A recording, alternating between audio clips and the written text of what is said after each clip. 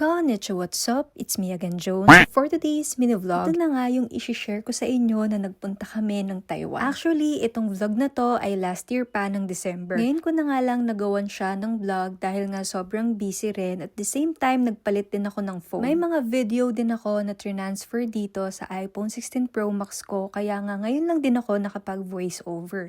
Ito nga palang pagpunta namin sa Taiwan ay hindi namin kasama si Jay dahil nga doon na lang kami magmi-meet. So nauna na si Jay sa Taiwan and sumunod lang kaming dalawa ni Tiff. This is around mga 12 na ng tanghali dahil nga yung flight namin ay 2:15 pa. So ayan, nakapila na kami dito. And alam nyo guys, super kinakabahan din ako dito that time kasi nga first time namin magta-travel ni Tiff ng international na hindi namin kasama si Jay. Though nung nasa Pilipinas naman kami, nung pumunta kami dito sa Japan, ay hindi naman ako natakot. Pero ngayon, alam mo yung kaba ko kakaiba, buti na lang talaga mababait yung mga attendant dito. Fast forward, na-check-in na nga namin yung dalawa naming luggage and yung dala naming hand carry is backpack lang. At dahil nga 2 PM pa yung flight namin, inisip ko nga muna na bilhan si Tiff ng food, pero kumain naman din siya bago kami umalis ng bahay. And dito kami nagstay sa isang coffee shop. Bumili lang ako ng coffee at saka netong tinapay na matcha. Meron din namang mga nag-i-stay na kumakain dito sa coffee shop, pero iilan lang kami kasi nga medyo pricey. Alam nyo naman kapag sa airport, 'di ba? So after nga namin kumain, ayan, so hinubad na nga ni Tiff yung kanyang winter jacket kasi medyo mainit nga dito sa loob ng airport. Dito na kami nag-antay hanggang 2 PM. Buti na lang talaga dito sa Haneda Airport, napakaganda ng kanilang mga upuan kasi merong mga charging ports na pwede kang mag-charge. So, dyan pala kami papasok mamaya. Buti na lang talaga, ang flight na pinili sa amin ni Jay is hapon. Dahil nga sa umaga, guys, sobrang lamig dito sa Japan. Yung tipong talagang nagsi 0 degrees na. 6 days lang naman kami sa Taipei and si Jay 2 weeks siya doon. And bumili rin pala ako netong gamot dahil nga si Tiff ay mahiluhin. So, kailangan talagang magdala ng ganito. Fast forward, ayan, pinapapila na nga yung mga may flight papuntang Taipei and kami naman ni Tiff ay pumila na rin.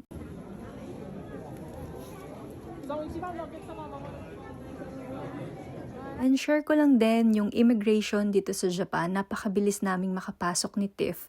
Pero nung tinawag kami, parang pagalit yung Japanese na lalaki kasi yung natapat sa akin. Hindi ko alam kung ganun lang ba talaga yung boses niya, pero ayun nga, pag abot ko ng passport, pinicturean lang kami ni Tiffany at nakapasok na kami agad.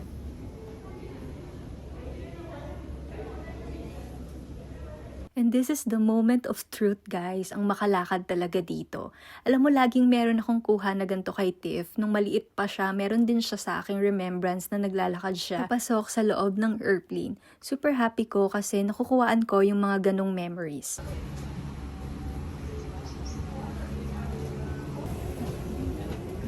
Oh, sorry. This one, please. Thank you.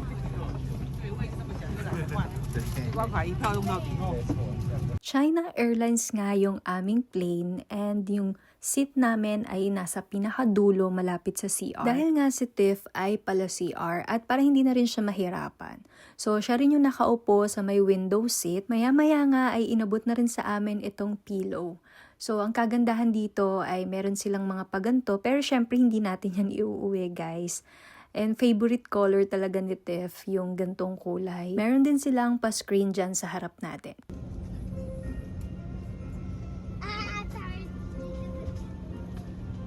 May mga katabi rin kaming mga bata dito sa likod, kaya may mga boses ng bata kayong naririnig. December 18 yung flight namin papuntang Taipei, kaya kung maririnig nyo yung kanta ng airplane ay pang Christmas. Ito na nga si Tiff, pwede ka kasi ditong maglaro gamit yung remote.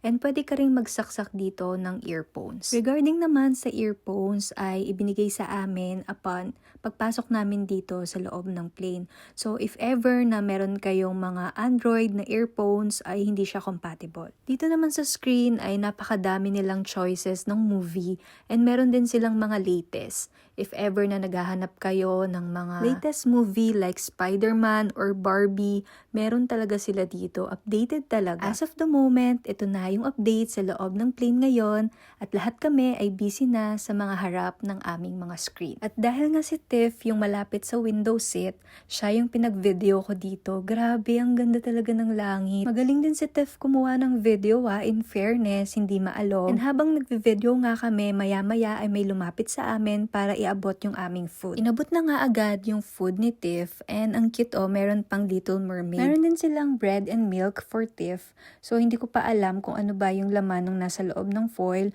Hopefully magustuhan ni Tiff and upon opening nga, ayan. Super happy ko naman kasi nagustuhan niya yung food niya and naubos niya.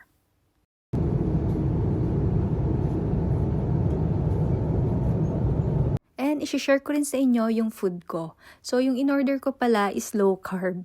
Hindi ko nga alam bakit nag-low carb, nabubulol na ako. Hindi ko alam kung ba't pinili ko yung low carb. Pero ang sarap, promise. Kung i-rate ko siya from 1 to 10, 11 out of 10 siya kasi ang sarap talaga. Thank you China Airlines sa prefer niyo na food at nagustuhan ko talaga siya.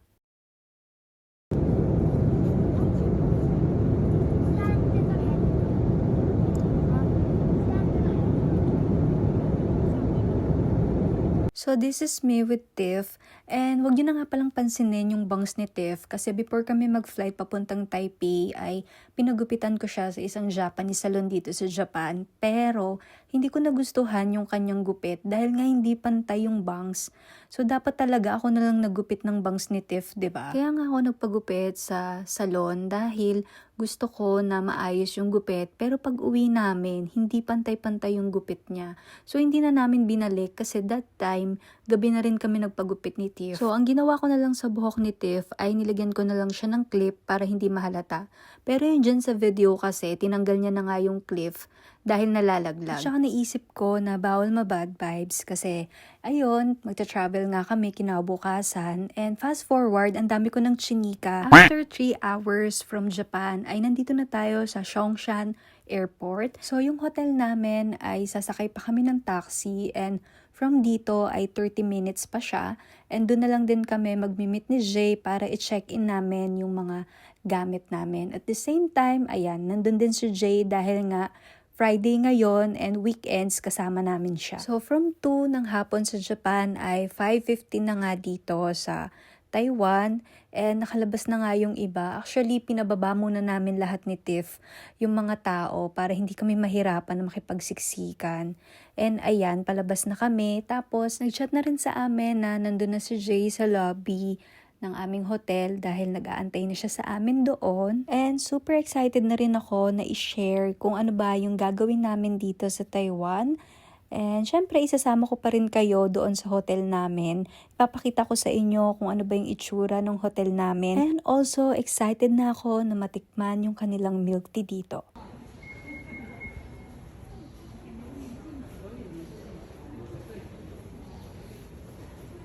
Fast forward, ayan, waiting na nga kami dito sa taxi. And from dito ay, sabi ko nga sa inyo kanina, 30 minutes yung travel namin papuntang hotel. And napakabait nung natapat sa amin na taxi driver kasi marunong siyang mag-English. At the same time, nung pinakita namin yung aming location, ay nakuha niya agad dahil nga malapit lang siya. Maya-maya nga ay nakarating na kami dito sa Citizen M Taipei at nasalubong na rin namin si Jay para samahan kami na mag-check-in dito sa loob.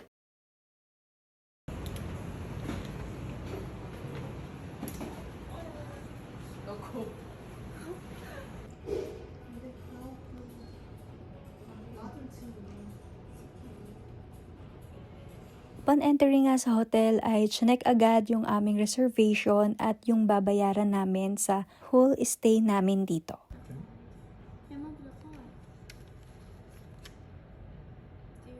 So yung binayaran namin ay nasa 21,000 Taiwan dollars. So bahala na kayong mag-compute niyan. Ang room naman namin ay sa 10th floor and first time ko rin na makikita yung itsura ng room. Ito yung itsura bago ka makapasok and ito yung itsura ng hallway.